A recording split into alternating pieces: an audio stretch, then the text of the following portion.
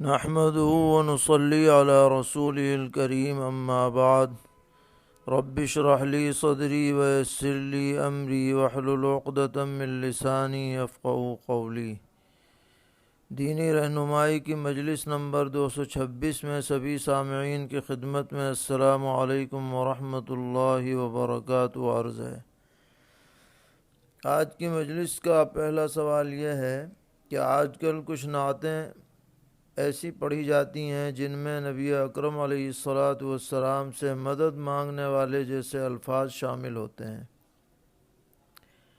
اسی طرح کچھ ایسی منقبتیں بھی آتی ہیں جن میں سیدنا حضرت علی کرم اللہ تعالی وجہہ یا کسی بزرگ یا ولی سے مدد مانگنے والے الفاظ شامل ہوتے ہیں، اور عوام اس طرح کی نظموں اور نعتوں کو خوب لطف لے لے کر کے گاتے ہیں اور سنتے ہیں۔ تو اس طرح ان لوگوں کا ایسی نعتیں اور نظمیں پڑھنا اور گانا یا گانے کے انداز میں نعتیں پڑھنا، اس کا کیا حکم ہے؟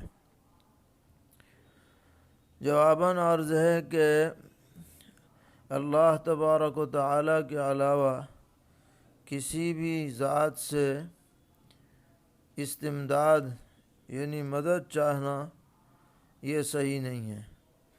اس لیے چاہے نعت میں ایسے الفاظ ہوں یا منقبت میں ایسے الفاظ ہوں، ان سے گریز کرنا چاہیے، اور جو بھی مانگنا ہے وہ محض اللہ تبارک و تعالی سے مانگنا چاہیے۔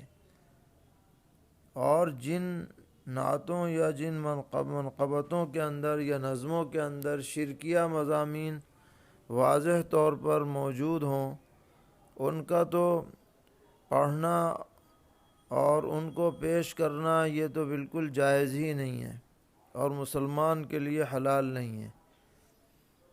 اور کوئی بھی نعت فلمی گانوں کی طرح نہیں پڑھنی چاہیے، یہ نعتوں کے ساتھ بڑی بے ادبی اور گستاخی ہوگی۔ جو نعتیں اس طرح کی غلطیوں سے پاک ہیں، عقیدے اور نظریات کی، صرف انہی نعتوں کو پڑھنا چاہیے۔ محبت اس کا نام نہیں ہے کہ آدمی بالکل حلال حرام سے بے نیاز ہو کر کے جو چاہے الفاظ حضور کی شان میں استعمال کرے، بلکہ محبت یہ ہے کہ حدود میں رہ کر کے آپ کے لیے جذبات کا اظہار کیا جائے اور سچی باتیں ہی لکھی جائیں۔ یہی حال ہمارا حضرات صحابہ کرام رضی اللہ عنہم اور اولیاء اللہ کے لیے بھی ہونا چاہیے۔ سوال کر رہے ہیں کہ کچھ لوگ کسی کے سر پر ہاتھ رکھ کر قسم کھاتے ہیں یا اپنی ماں اور باپ کی قسم کھاتے ہیں، کیا اس سے قسم منعقد ہو جائے گی؟ جواباً عرض ہے کہ غیر اللہ کی قسم معتبر نہیں ہے۔ اگر اللہ کا نام نہیں لیا گیا ہے اس قسم میں تو یہ قسم منعقد نہیں ہوگی۔ پوچھتے ہیں کیا شادی شدہ بیٹی کے پہلے اور دوسرے لڑکے یا لڑکی کی پیدائش پر جو خرچ آتا ہے یا اس کی پرورش میں جو خرچ ہوتا ہے، کیا لڑکی کے باپ اور ماں کی ذمہ داری ہے، شوہر کی یا اس کے گھر والوں کی ذمہ داری نہیں ہے؟ جواباً عرض ہے کہ شرعاً اس بچے کی ذمہ داری شوہر پر ہے۔ اگر اس کے نانا یا نانی کی طرف سے یا ماموؤں کی طرف سے کچھ تعاون ہو جائے تو یہ ان کی طرف سے تبرع احسان ہے، لیکن یہ ان کی ذمہ داری نہیں ہے، اور جو ان پر دباؤ بنا کر کے اس موقع پر ان سے خرچ لیا جائے، چاہے صراحتاً یا دلالتاً، یہ محض رسم ہے، اس سے بچنا چاہیے۔ جس پر ذمہ داری شریعت نے ڈالی ہے اسی کو ذمہ داری اٹھانی چاہیے۔ پوچھتے ہیں کسی رشتہ دار کی شادی بیاہ میں کچھ عورتیں گیت گاتی ہیں، اس سے کیسے منع کیا جائے اور اس کا کیا حل ہے؟ جواباً عرض ہے کہ اگر صرف عورتوں کے مجمع میں کوئی نظم پڑھی جائے اور اس میں کوئی ساز نہ ہو، کوئی باجا نہ ہو، رخصتی پڑھ لی جائے یا اس طرح کی کوئی نظم پڑھ لی جائے تو اس کی تو گنجائش ہے۔ لیکن گاجے باجے کے ساتھ، ہارمونیم کے ساتھ، ڈھول باجے کے ساتھ جو گیت وغیرہ گائے جاتے ہیں وہ شرعاً جائز نہیں ہے، چاہے مرد پڑھیں یا عورتیں۔ پوچھتے ہیں کوئی شخص کسی کی آمدنی کے بارے میں معلوم کرتا ہے کہ آپ کتنا ماہانہ کماتے ہیں، تو اس آدمی کو کیا جواب دینا چاہیے؟ کیا تنخواہ سے کم مقدار بتلا سکتے ہیں؟ جواب میں جواباً عرض ہے کہ آپ کو اختیار ہے کہ آپ صاف کہہ دیں کہ ہم بتلانا نہیں چاہتے کہ ہماری کتنی آمدنی ہے، کیونکہ آمدنی پوچھنے کا کسی کو حق نہیں ہے۔ لیکن اگر آپ بتائیں کہ آپ کی تنخواہ کتنی ہے تو آپ سچی بات بولیں، اس میں اپنی طرف سے جھوٹ نہ ملائیں۔ پوچھ رہے ہیں فلم، گانا اور سیریل کو دیکھ کر یہ کہنا کہ یہ فلم بہت اچھی ہے، دیکھ کر بہت مزہ آیا، کیا اس سے ایمان پر اثر پڑے گا یا نہیں؟ فلم، گانا اور سیریل فواحش پر مشتمل ہوتے ہیں۔ کسی مسلمان کا اس کو دیکھ کر خوشی کا اظہار کرنا اور بشاشت کا اظہار کرنا یہ بڑے فسق کی بات ہے، اور یہ نفاق عملی میں شامل ہے۔ ایسی باتوں سے ہر مسلمان کو بچنا چاہیے۔ سوال کرتے ہیں کہ جماعتوں میں یہ ہوتا ہے کہ دعوت وغیرہ آتی ہے جس میں کچی پیاز سلاد میں ملا کر لائی جاتی ہے، تو کیا اس پیاز کو مسجد میں لانا اور مسجد میں بیٹھ کر کھانا درست ہے؟ نیز یہ بھی وضاحت فرمائیں کہ مسجد میں پیاز وغیرہ لا کر کاٹنی پڑتی ہے کیونکہ مسجدیں تنگ ہوتی ہیں، جس کی بنا پر مسجد کے اندرونی حصے میں ہی کھانا پکوانا پڑتا ہے جس میں پیاز کے کاٹنے کی ضرورت پڑتی ہے، تو اس بارے میں شرعاً کیا حکم ہے؟ جواباً عرض ہے کہ نبی اکرم علیہ الصلاۃ کا صاف حکم ہے کہ کچی پیاز کھا کر کے مسجد میں کوئی شخص نہ آئے۔ تو جب کھا کر آنے کی ممانعت ہے تو پیاز لانے کی تو بدرجہ اولیٰ ممانعت ہوگی، چاہے وہ سلاد کے ساتھ لائی جائے یا اپنا کھانا بنانے کے لیے کاٹی جائے۔ مسجد کے حد سے باہر یہ عمل ہونا چاہیے، مسجد کے اندر ہرگز نہیں ہونا چاہیے۔ اس کا اہتمام رکھیں، چاہے مسجد چھوٹی ہو یا بڑی۔ پوچھتے ہیں عام مواقع میں مسجد یا مسجد کے علاوہ دیگر جگہوں پر دعا کراتے وقت یا نکاح پڑھاتے وقت کس طرف رخ ہونا چاہیے؟ کیا اس وقت قبلہ رخ ہونا ضروری ہے؟ جواباً عرض ہے کہ دعا میں یا نکاح میں قبلہ رخ ہونا کوئی ضروری نہیں ہے، بآسانی اگر ہو سکے تو ٹھیک ہے، نہیں تو کوئی اس کی پابندی نہیں ہے، ہر طرف رخ کر کے دعا کرائی جا سکتی ہے۔ سوال ہے کہ ایک وقت میں مختلف کھانا کھانے پر کیا ہر کھانے پر الگ الگ بسم اللہ پڑھنی ضروری ہے، یا ایک پھل کھانے کے بعد دوسرا پھل کھایا جائے تو دوبارہ ہر مرتبہ الگ بسم اللہ پڑھی جائے گی، یا ایک مرتبہ بسم اللہ پڑھ لینا کافی ہے؟ جواباً عرض ہے کہ جب ہم دسترخوان پر بیٹھ گئے تو ایک مرتبہ شروع میں بسم اللہ پڑھ لینا کافی ہے۔ اس مجلس میں جتنی بھی چیزیں کھائی جائیں گی سب کے لیے وہ بسم اللہ کافی ہو جائے گی، چاہے ایک سالن ہو، کئی سالن ہو، کئی پھل ہو، ایک پھل ہو، سب کے لیے ایک ہی بسم اللہ کافی ہے، الگ الگ پڑھنے کی ضرورت نہیں ہے۔ سوال ہے کہ کیا جمعے کے خطبے میں دو زانو بیٹھنا ضروری ہے؟ جواباً عرض ہے کہ ضروری تو نہیں ہے، اور دوسری حیت پر بھی بیٹھ سکتے ہیں، شرعاً کوئی منع نہیں ہے۔ دو زانو بیٹھنے کو ضروری سمجھنا صحیح نہیں ہے۔ اگر امام کو سجدہ سہو پیش آ جائے تو مسبوق امام کے ساتھ ساتھ سلام بھی پھیرے گا یا صرف بغیر سلام کے سجدہ کرے گا؟ جواباً عرض ہے کہ مسبوق سلام نہیں پھیرے گا، وہ بغیر سلام کے امام کے ساتھ سجدہ کرے گا۔ سوال ہے کہ آج کل کتنے ہزار کی مالیت پر صاحب نصاب بن جاتا ہے، اور جو کہا جاتا ہے کہ 52.5 تولہ چاندی ہے اس کی قیمت جس کے پاس ہوگی وہ صاحب نصاب بن جائے گا، تو یہ تولہ تو پہلے زمانے کا ہے، آج کل گرام چلتے ہیں تو اس کا کتنا وزن بیٹھے گا؟ جواباً عرض ہے کہ 52.5 تولہ کی مقدار گراموں کے اعتبار سے 613 گرام ہوتی ہے۔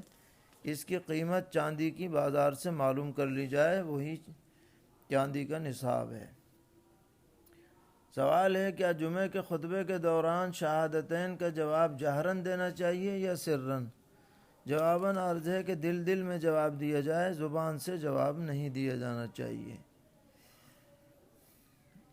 پوچھتے ہیں کسی آدمی کا اپنے گھر میں دل نہ لگنا، دل گھبرانا، سستی رہنا اور اس گھر میں کسی نہ کسی فرد کا سال میں کئی مرتبہ بیمار پڑے رہنا، کیا یہ سمجھا جائے کہ اس گھر پر خبیث جنات کا اثر ہے، جبکہ اس جگہ کے علاوہ دوسری جگہ رہنے پر خوب دل لگتا ہے، گھبراہٹ بھی نہیں ہوتی؟ جواباً عرض ہے کہ محض دل گھبرانا کسی جگہ جنات کی موجودگی کی علامت نہیں ہے۔ باقی اگر آپ کو کچھ شک ہے تو کسی اچھے عامل سے رجوع کریں تو وہ صحیح بات بتلا سکتا ہے۔ پوچھتے ہیں کتب خانے میں کتاب کا مطالعہ کیسے کریں؟ کرسی پر بیٹھ کر، ٹیبل پر کتاب رکھنا یا نیچے بیٹھ کر؟ صحیح طریقہ کیا ہے؟ جواباً عرض ہے کہ جس میں سہولت ہو اس طرح بیٹھ کر مطالعہ کر سکتے ہیں، بس کتاب کی بے ادبی نہیں ہونی چاہیے، یعنی ایسا نہ ہو کہ آپ اوپر بیٹھے ہوں کتاب نیچے ہو یا اور کوئی بے ادبی کی شکل ہو، وہ نہیں ہونی چاہیے۔ سوال ہے کسی شخص نے جگ میں وضو کا پانی لیا یا منگوایا اور اس پانی میں اس کی انگلی ڈوب گئی تو کیا وضو کے پانی میں ناخن ڈوبنے سے وضو کا پانی ناپاک ہو جاتا ہے؟ بعض لوگ اس طرح کی بات کہتے ہیں۔ جواباً عرض ہے کہ اگر ناخن میں کوئی ناپاکی نہیں لگی ہے ظاہری طور پر تو پانی میں اس کے ڈوبنے سے لوٹے کا پانی ناپاک نہیں ہوگا۔ جو لوگ ایسا سمجھتے ہیں وہ غلطی پر ہے۔ سوال ہے عوام میں مشہور ہے کہ کسی بیمار شخص کو لانگنے سے اس شخص کو وہی بیماری ہو جائے گی جو اس بیمار کو ہے، اس بات کی کیا حقیقت ہے؟ جواباً عرض ہے کہ یہ سب من گھڑت باتیں ہیں، شریعت میں اس کا کوئی ثبوت نہیں ہے۔ پوچھتے ہیں پیدائش کے وقت بچے کے ہاتھ میں قلم پکڑانا، پھر اس قلم کے ذریعے لا الہ الا اللہ محمد الرسول اللہ لکھوانا صحیح ہے یا نہیں، اور اس کی کیا حقیقت ہے؟ جواباً عرض ہے کہ بچہ تو بیچارہ بے شعور ہے، اس طرح کا عمل اس سے کرانا کہیں سے ثابت نہیں ہے، اور اس کو ضروری سمجھنا یا اس کی وجہ سے کسی بات کو مفید سمجھنا اس کے اندر کوئی اصل نہیں ہے، ایسی باتوں سے بچنا چاہیے۔ پوچھتے ہیں عوام میں مشہور ہے کہ جس نے جھاڑو لگائی وہی کوڑا بھی پھینکے، دوسرا آدمی کوڑا نہیں پھینک سکتا، اس بات کی کیا حقیقت ہے؟ جواباً عرض ہے کہ یہ بھی من گھڑت بات ہے۔ ایسا بھی ہو سکتا ہے کہ جو جھاڑو لگائے وہی کوڑا اٹھائے، اور ایسا بھی ہو سکتا ہے کہ جھاڑو ایک نے لگائی کوڑا دوسرے نے اٹھایا، شرعاً اس کی کوئی ممانعت نہیں ہے۔ سوال ہے کہ اگر مرغ ذبح کرنے سے پہلے 3 دن باندھنا ضروری ہے، اگر نہیں باندھا تو کیا اس مرغ کا گوشت کھانا مکروہ ہوگا؟ نیز یہ بھی بتائیں کہ ذبح کرنے سے پہلے 3 دن کیوں باندھا جاتا ہے؟ جواباً عرض ہے کہ جس مرغ کی غذا مخلوط ہو، یعنی پاک ناپاک سب چیزیں وہ کھاتا ہو، جس کو فقہاء الدجاجۃ المخلات سے تعبیر کرتے ہیں کہ جو مرغی کھلی پھرتی ہے، نالیوں میں اور گندگیوں میں کھاتی پیتی ہے، تو اس کے بارے میں 3 دن باندھنے کا حکم ہے تاکہ اس دوران صاف ستھری غذا دانہ کھا کر اس کے گوشت میں جو نجاست کے اثرات ہیں وہ زائل ہو جائیں اور کوئی شبہ نہ رہے۔ لیکن جو مرغ پہلے ہی سے صاف ستھرا دانہ کھاتا ہے اس کے لیے باندھنے کی ضرورت نہیں ہے، اور بہرحال دونوں صورتوں میں نفس مرغ حلال ہے۔ آج کل کچھ فقیر 5 روپے نہیں لیتے ہیں، ضد کرتے ہیں، کہتے ہیں 10 20 یا 50 روپے دو، تو ایسے فقیر کو پیسہ نہ دینا اور جانے کو کہنا شرعاً کیسا ہے؟ جواباً عرض ہے کہ جتنی آپ کے پاس وسعت ہے آپ اس سے مدد کرنا چاہیں تو کر دیں، ورنہ اس سے معذرت کر لیں، باقی گستاخی اور شدت کا معاملہ نہیں کرنا چاہیے۔ سوال ہے کیا غسل میں بھی کلی کرنے اور ناک کی نرم ہڈی تک پانی پہنچانے کے ساتھ وضو کی طرح 3 مرتبہ چہرہ دھونا، دونوں کوہنیوں تک ہاتھ دھونا، چوتھائی سر کا مسح کرنا ضروری ہوتا ہے؟ جواباً عرض ہے کہ ضروری تو نہیں ہے، لیکن پورا وضو کرنے کے بعد غسل کرنا یہ سنت طریقہ ہے۔ اولاً وضو کر لینا چاہیے، اس کے بعد پھر پورے بدن پر پانی بہانا چاہیے۔ سوال ہے، کیا ایک مسلمان کے لیے مندر میں چنائی کرنا یا لائٹ فٹنگ کرنا یا محنت مزدوری کرنا درست ہے؟ اس شخص کی آمدنی کا کیا حکم ہے؟ مسلمان کے لیے ایسی آمدنی جائز تو ہو سکتی ہے لیکن مکروہ ہے۔ اگر متبادل اس کے لیے مل رہا ہے تو بہتر یہ ہے کہ اس کو اختیار نہ کرے۔ کیا کوئی مسلمان شخص انجینئر کسی مندر کا نقشہ بنا سکتا ہے؟ فی نفسی بنانے کی اجرت تو اس کے لیے حلال ہوگی، اور باقی اس میں احتیاط کرے تو بہتر ہے۔ اگر کوئی غیر مسلم ہم سے مندر بنانے کے لیے زمین خریدے تو کیا ہم اس کو زمین دے سکتے ہیں؟ خاص مندر بنانے کی نیت سے تو زمین نہ دی جائے، البتہ مطلقاً بیچ سکتے ہیں، پھر وہ جو چاہے کرے۔ اگر نمازی شخص کا نماز پڑھنے کے بعد دعا کرنے والے شخص کے سامنے سے گزرنا کیسا ہے؟ کہتے ہیں کہ اس میں کبھی ایسا ہوتا ہے کہ آدمی نماز سے فارغ ہو جاتا ہے لیکن ابھی دعا کرتا رہتا ہے، تو آگے سے گزر سکتے ہیں یا نہیں؟ جواباً عرض ہے کہ جب وہ نماز سے فارغ ہو چکا محض دعا میں مشغول ہے تو آگے گزرنے میں کوئی حرج نہیں ہے، شرعاً اس میں کوئی گناہ نہیں ہے۔ سوال کرتے ہیں کہ ایک شخص نے مردہ جانور دوسرے شخص کے ہاتھ فروخت کر دیا جبکہ اس کو معلوم تھا کہ یہ مردہ ہے، پھر اس دوسرے شخص نے اس جانور کا گوشت بنا کر لوگوں کو بیچ دیا، تو ایسا کرنا کیسا ہے؟ اور جس نے یہ بیچا ہے اس کے لیے پیسے لینے کا کیا حکم ہے؟ جواباً عرض ہے کہ یہ پورا معاملہ قطعاً حرام ہے، وہ آمدنی بھی حرام ہے، ہرگز جائز نہیں ہے، بہت بڑا جرم ہے یہ، اس پر توبہ بھی لازم ہے، اور اس آمدنی کو بھی غریبوں کو بانٹنا چاہیے، خود اپنے استعمال میں ہرگز نہیں لانا چاہیے، اور اللہ سے سچی توبہ کرنی چاہیے۔